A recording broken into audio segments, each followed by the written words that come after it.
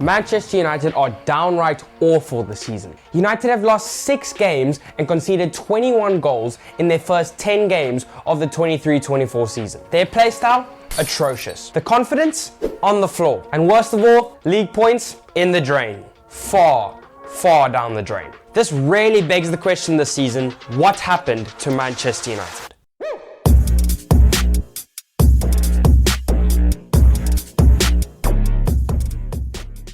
There are many factors that have led to the temporary downfall of Manchester United in the 23-24 season. But the first and probably one of the most key factors in the downfall for United this season has come from Erik Ten Hag's new summer signings. You see, Manchester United were quite a solid team last season, but it was quite clear that there were some positions that massively needed strengthening. The main ones being a striker, a right winger, and 2 central midfielders, with one of them being more of a holding midfielder to cover for Casemiro when he's either out of form or injured. Centre-back cover was crucial for Rafael Varane this season, as we knew that he was going to pick up a lot of injuries, and probably an improvement on the goalkeeper situation if we had leftover funds. But things didn't go the way United fans thought it would. United's summer looked to be off to an absolute flyer, securing 3 massive deals in Mason Mount, Andre Onana and Rasmus Højlund. But then things just started slowing down massively, and all of a sudden Manchester United's funds just absolutely disappeared and we had no money for any new signings. After scrapping a loan deal for Sofyan Amrabat, a backup keeper, and Sergio Reguilon at left back to cover for Manchester United's left back crisis, the transfer window closed and Ten Hag was left to the squad to sort out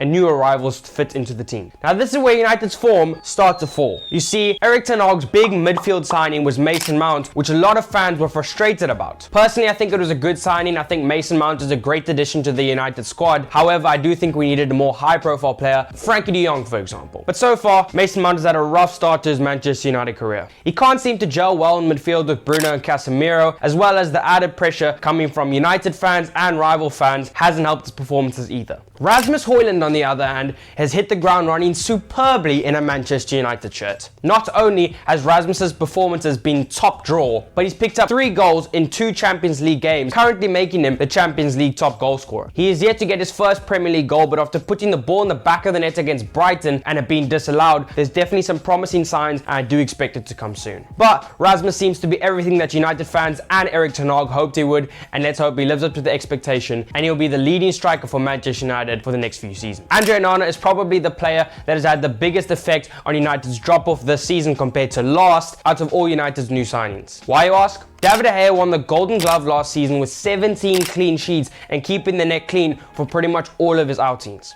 Apart from some dreadful results, it is clear that De Gea was holding United's side back from being a top quality attacking team. And that was the reason that Erik Ten Hag brought in Andre Onana. To play a more attacking brand of football, to have a good shot stopper, but to also have a ball-playing keeper that he can rely on. De Gea was just simply not cut out for the ball-playing keeper role. But the transitions in goalkeepers has definitely not come without its consequences. For one, Andre Onana has unfortunately had an appalling start to his Manchester United career, conceding 21 goals in 10 games, and honestly, making more errors than saves, or big saves for that matter. Another reason is that United's defense is very much used to bringing the ball out themselves and playing quite a deep line and having to progress the ball themselves. But with Andre Onana, the defenders just haven't got used to his style of goalkeeping. We've already seen Onana get caught out and get chipped from the halfway line and get chipped from certain other areas due to the high line he plays, and his positional sense is a lot further forward than some typical goalkeepers where he plays more off his line. This position for Onana makes him more effective on the ball, but also makes him a lot more vulnerable to the attack. As soon as our defenders can get used to essentially having a 5th defender to play out from the back, the better United will look. But the new signings are not the only thing that have caused United's downfall. Erik Ten Hag has faced some extremely unfortunate situations in his short tenure at Manchester United, with the Ronaldo saga, the Greenwood saga, and the saga about the ownership sale starting from last season carrying into now. He was also just recently faced with a new situation with Antony. The Brazilian is back in the United squad after being suspended for a couple of weeks, but there's a serious possibility with the allegations thrown against him that he could be out of the United squad in future. Jadon Sancho hasn't made Erik Ten Hag's life any easier after a fallout with the manager earlier this season. Ten Hag dropped Jadon Sancho from the United squad and coming up with the game after he dropped him, saying that he hasn't worked hard enough in training and that's why he hasn't been able to make the team. Jadon Sancho then released a comment on on social media saying I've been a scapegoat for a long time, which isn't fair. My personal take is that it's probably over between Jadon Sancho and Manchester United, and as much as I wanted it to work out, it doesn't seem like it's going to. But let me know what you think in the comments down below. Along with that, he still has to deal with the utter incompetence